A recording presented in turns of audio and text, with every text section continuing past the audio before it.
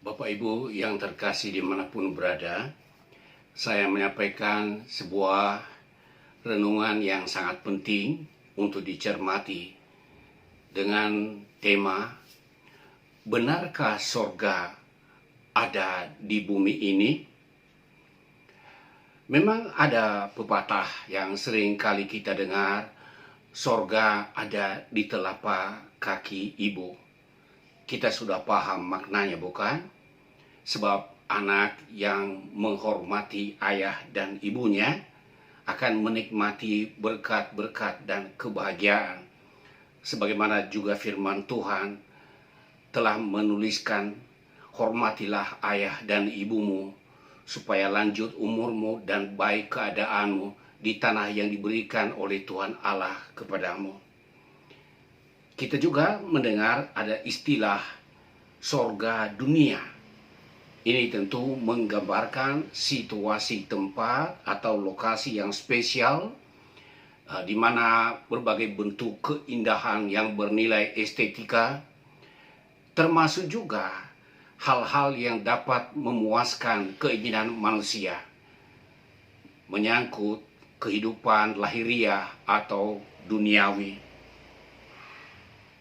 Secara khusus, kelompok saksi Yehova mengakui bahwa Allah Yehova, Yesus Kristus, dan malaikat-malaikat yang setia itu tinggal di sorga. Dan selain itu ada juga 144.000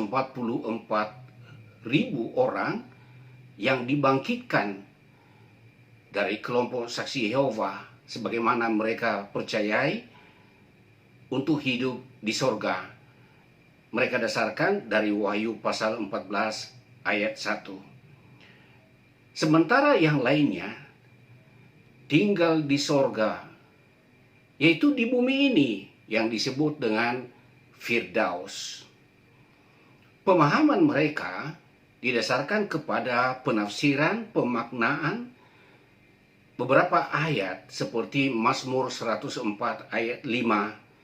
Di sini dikatakan bahwa bumi tak akan goyang untuk selama-lamanya. Dalam Mazmur 115 ayat 16, bumi telah diberikan kepada anak-anak manusia. Lalu di dalam Mazmur 37 ayat 11 dan ayat 34 dinyatakan bahwa orang yang rendah hati dan ikut jalan Tuhan akan mewarisi negeri. Nah, berdasarkan ini mereka punya anggapan bahwa bumi ini tetap ada dan sesungguhnya bumi ini menjadi Firdaus atau sorga bagi manusia. Selain itu juga mereka melihat dari Pengkhotbah pasal 1 ayat 4 bahwa keturunan yang satu pergi dan keturunan yang lain datang, tetapi bumi tetap ada. Lalu jika mereka kaitkan dengan Wahyu pasal 2 ayat 7 tentang makan dari pohon kehidupan yang ada di taman Firdaus Allah, mereka mengaitkannya ini dengan Taman Eden di bumi, sebagaimana di Kejadian pasal 3 ayat 22 dan ayat 24, setelah Adam dan Hawa memakan buah tentang pengetahuan yang baik dan jahat, lalu mereka dikeluarkan dari taman itu dan dijaga oleh malaikat-malaikat supaya mereka tidak memakan buah pohon kehidupan, sehingga mereka beranggapan bahwa yang dimaksudkan di sini adalah sorga yang memiliki makna atau identik dengan Taman Eden. Saudaraku yang terkasih dalam Tuhan Yesus, pemaknaan ayat-ayat tadi penting untuk diluruskan, perlu dikritisi. Kenapa? Mazmur 104 ayat 5, Mazmur 115 ayat 16, Mazmur 37 ayat 11 dan 34, bahkan bisa dikatakan kitab Mazmur ini termasuk kitab syair. Sehingga di dalamnya menggunakan sanjak. Dia bernada puitis, sehingga tidak selalu ditafsirkan secara harfiah. Sebab ini kitab syair yang menggunakan gaya bahasa. Secara khusus dari ayat-ayat ini, penulis atau pemazmur menggunakan gaya bahasa personifikasi. Personifikasi artinya memandang sesuatu yang bersifat benda mati seolah-olah pribadi, dan sekaligus juga bernada hiperbola, yaitu membesarkan, menyangkut soal keagungan daripada ciptaan Tuhan. Ada beberapa ayat-ayat misalnya yang bisa menjadi referensi atau perbandingan buat Bapak Ibu Saudaraku. Mazmur 29 ayat 6, Mazmur 114 ayat 4 dan ayat 6. Di sana dinyatakan gunung-gunung melompat-lompat. Nah, apakah betul ada gunung yang melompat? Apakah ada bukit-bukit yang melompat-lompat? Wah, kalau terjadi hal seperti itu mungkin pertanda kiamat sudah dekat. Di Mazmur 98 ayat 8 nyatakan, biarlah sungai-sungai bertepuk tangan. Nah, gimana sungai bisa bertepuk tangan? Yesaya 55 ayat 12. Gunung-gunung serta bukit-bukit akan bergembira, dan segala pohon-pohonan di padang akan bertepuk tangan. Nah, inilah bentuk gaya bahasa personifikasi. Dan ini tidak dapat kita maknai secara harfiah, seolah-olah gunung melompat-lompat, pohon-pohon dan sungai bertepuk tangan.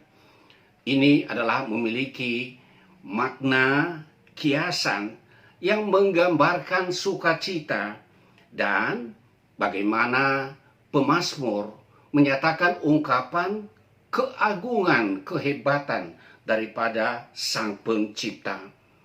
Demikian juga halnya di dalam Pengkhotbah pasal 1 ayat 4, di mana berdasarkan pengamatan manusia alami tanpa Allah, ini menjelaskan tentang kehidupan Raja Salomo tatkala dia murtad dan dia meninggalkan keyakinan yang benar pada Allah yang mulia, dan ia menyembah kepada berhala-berhala.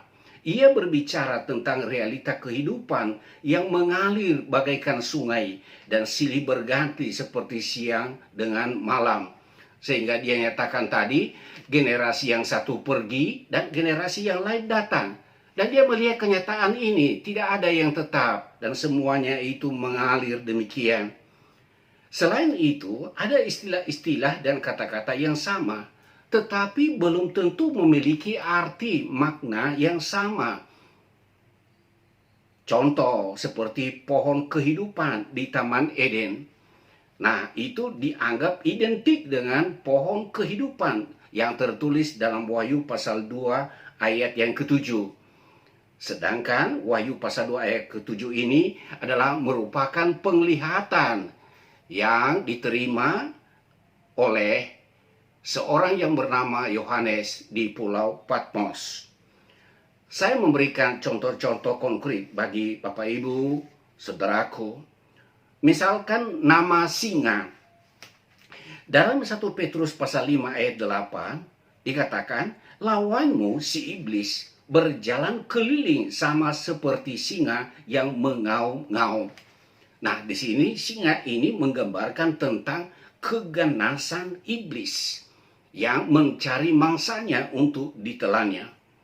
Nah, kata atau nama yang sama, singa, dipakai juga dalam Wahyu pasal 5 ayat 5. Yaitu singa dari suku Yehuda, yaitu tunas Daud telah menang. Nama singa dipakai di sini untuk menjelaskan tentang kemenangan dan keperkasaan. Tunas Daud yang dimaksudkan adalah Yesus Kristus yang telah menang atas maut. Demikian juga dalam Wahyu pasal 3 ayat 12. Wahyu pasal 21 ayat 2. Di sini berbicara tentang Yerusalem baru yang turun dari sorga. Ini juga adalah bagian dari penglihatan yang diterima oleh Yohanes di Pulau Patmos. Dan ini jelas bukan Yerusalem yang masih menjadi tanah sengketa antara Israel dengan Palestina hingga saat ini. Menggunakan kata yang sama, nama yang sama, tetapi maknanya jauh berbeda. Saudaraku yang terkasih, ada bukti dari firman Tuhan dan juga kesadaran orang beriman bahwa hidup di dunia ini bersifat fana, sementara saja, bahkan hanya sebagai penumpang sementara. Pertama, jika Tuhan Yesus datang untuk kedua kalinya, Ia menjemput orang percaya yang percaya kepadanya dan akan tinggal bersamanya di sorga. Ini dalam Yohanes 14 ayat 1 sampai 3. Artinya, orang percaya hidup di dunia ini hanya sementara. Sementara menunggu kedatangan Tuhan Yesus yang kedua kali. Nah, bagaimana halnya kalau orang itu sudah sempat meninggal secara jasmani sebelum Yesus datang? Firman Tuhan sudah katakan, mereka akan dibangkitkan dan akan diberikan tubuh yang baru, yaitu tubuh rohani. Bagian yang kedua, bahwa manusia tinggal sementara di bumi ini sangat disadari oleh orang-orang percaya. Seperti halnya yang diungkapkan oleh Rasul Paulus dalam tulisannya, tertulis dalam Filipi pasal 1 ayat 22 sampai 24. Ia nyatakan bahwa aku diperhadapkan ada dua hal. Apakah tinggal di dunia ini atau bersama-sama dengan Kristus? Tetapi ia berkata, jika aku bersama dengan Kristus memang itu baik bagiku. Tetapi jika aku tinggal bersamamu, itu artinya aku harus hidup untuk memberikan buah. Demikian juga dengan yang diungkapkan oleh Rasul Petrus. Seperti tertulis dalam 1 Petrus pasal 1 ayat 17. Dia nyatakan, selama kamu menumpang di dunia ini. Jadi saya dan saudara-saudara dan siapapun namanya manusia hanya penumpang sementara di dunia ini. Kita tidak untuk selama-lamanya tinggal di dunia yang fana ini. Juga di dalam 1 Tesalonika 4 ayat 17 bahwa dengan adanya pengangkatan orang-orang percaya, maka orang percaya akan bersama-sama dengan Yesus untuk selama-lamanya. Jadi Tuhan Yesus sudah menyatakan kepada kita bahwa kita hanya menunggu sementara kedatangannya untuk menjemput kita. Dan juga orang-orang percaya, sebagaimana yang diungkapkan oleh para rasul, kesadaran bahwa hidup di dunia ini bersifat sementara sangat dalam. Saudara yang terkasih, Yesus sendiri menandaskan bahwa surga bukan ada di bumi ini, kosmos ini. Yesus sendiri yang mengatakannya, sebagaimana tertulis di dalam Yohanes pasal 3 ayat 13. Tidak ada seorang pun yang telah naik ke sorga, selain daripada Dia yang telah turun dari sorga, yaitu Anak Manusia.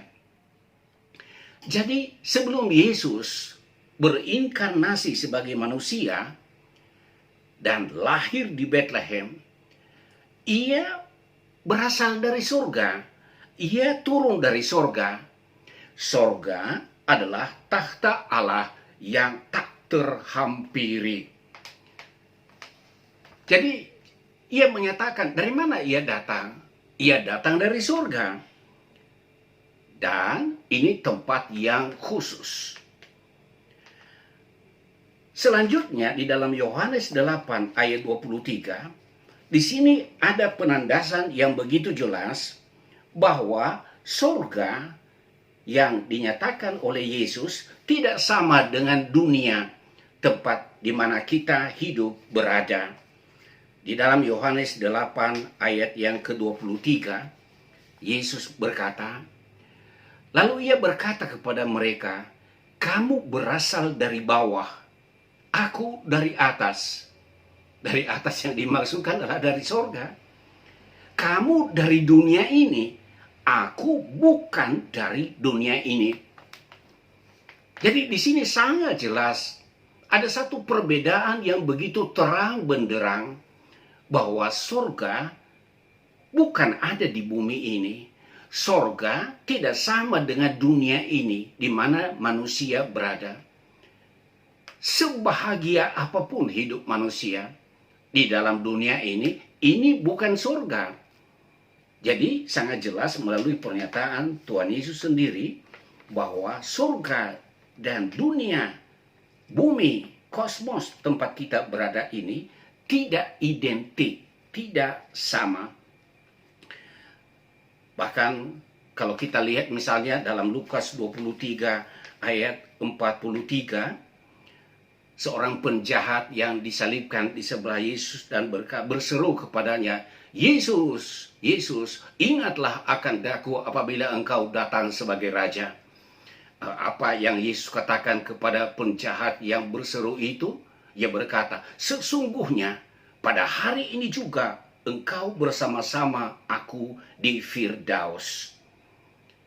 Saudaraku yang terkasih, ini menunjukkan bahwa bumi tempat manusia mengalami derita ini bukan sorga, karena sorga itu memakai istilah yang lain, yaitu Firdaus, sebagaimana dalam penglihatan yang dilihat oleh Rasul Paulus dan tertulis di dalam 2 Korintus 12 ayat 4, bahwa ia melihat ada orang yang diangkat ke Firdaus. Dan kemudian ia katakan orang itu diangkat ke tingkat 3 dari sorga.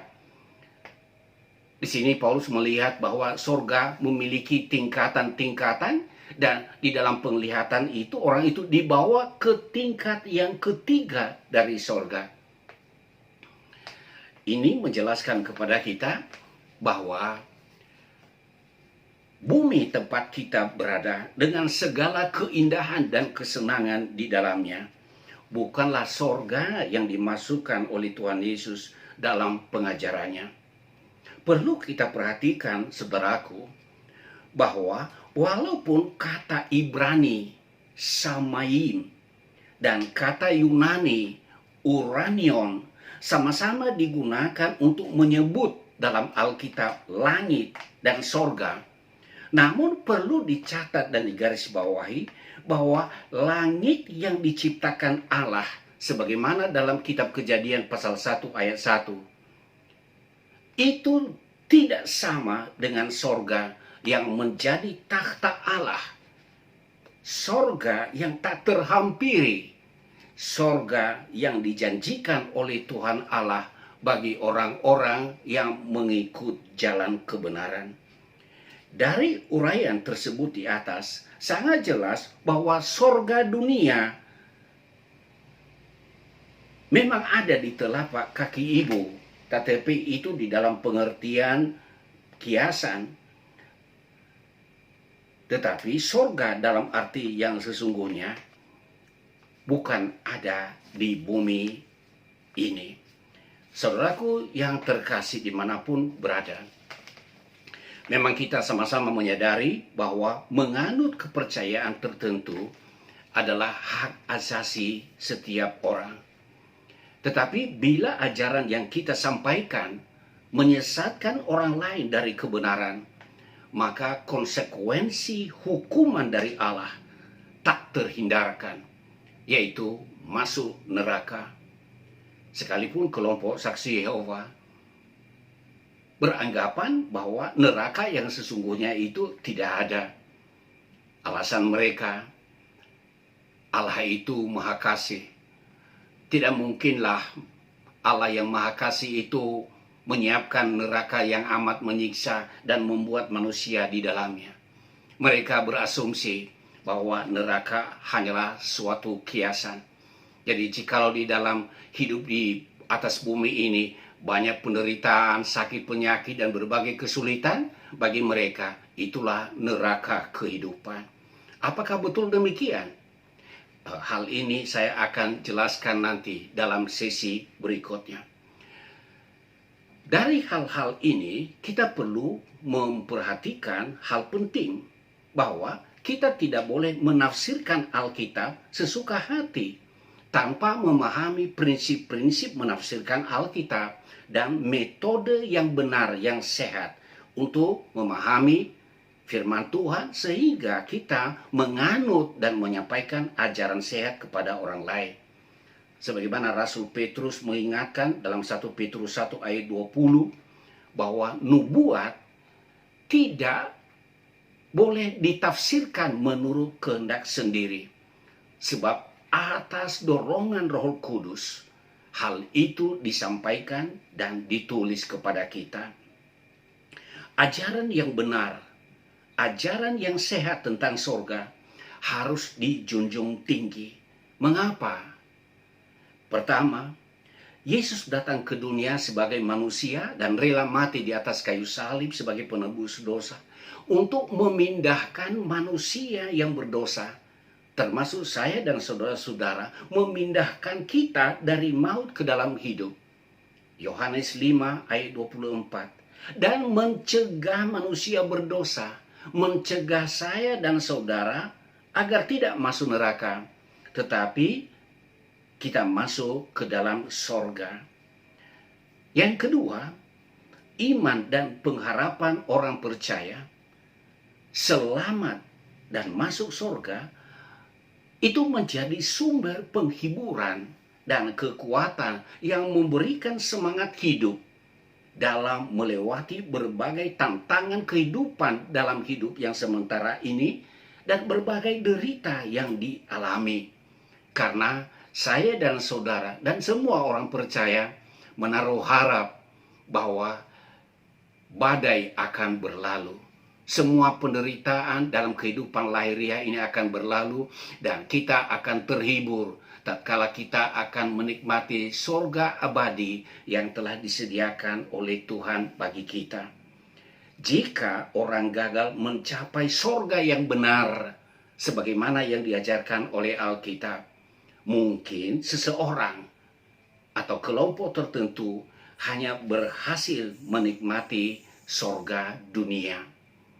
Kiranya penjelasan yang saya sampaikan ini menjadi berkat bagi saudara-saudara, sehingga tidak ada seorang pun di antara saudara yang terperangkap dalam sorga duniawi.